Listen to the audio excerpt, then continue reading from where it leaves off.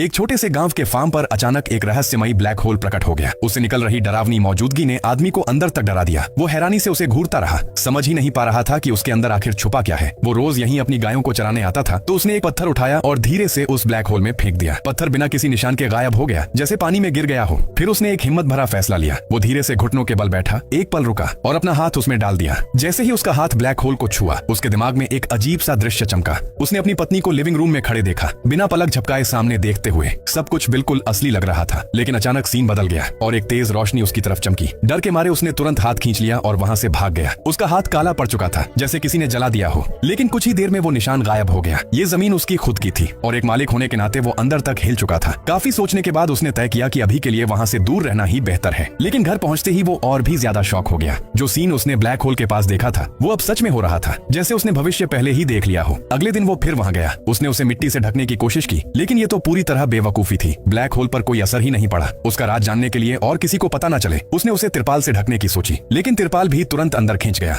ये क्या बकवास है। तभी वो पीछे मुड़ा और दंग रह गया। 2 दिन पहले जो गाय गायब हो गई थी, वो अचानक उसके पास खड़ी थी, लेकिन उसकी पीठ में 2 तीर धंसे हुए थे। अब तो उसका दिमाग और घूम गया। क्या ये ब्लैक होल सच में ऐसा कुछ कर सकता है? दोपहर में एक औरत ट्रैकिंग करते हुए उसके फार्म पर आई। उसने कहा कि वो ये जमीन अच्छी कीमत पर खरीदना चाहती है, लेकिन उसके कपड़े देखकर बिल्कुल नहीं लग रहा था कि वो अमीर है। ऊपर से अब इस जमीन पर ये अजीब ब्लैक होल भी था। तो उसने उसे इग्नोर किया और अपने छोटे बेटे के साथ वहां से निकल गया। इतना पैसा है और गाड़ी तक नहीं है इसके पास। लेकिन जाते जाते उसने नोटिस किया, वो औरत गई ही नहीं, बल्कि उसने उसके फार्म के पास ही डेरा डाल लिया था। अब उसे और भी अजीब लगने लगा। आखिर वो इतनी जिद क्यों कर रही है ये जमीन खरीदने के लिए? कहीं उसे भी इस ब्लैक होल का राज तो पता नहीं चल गया।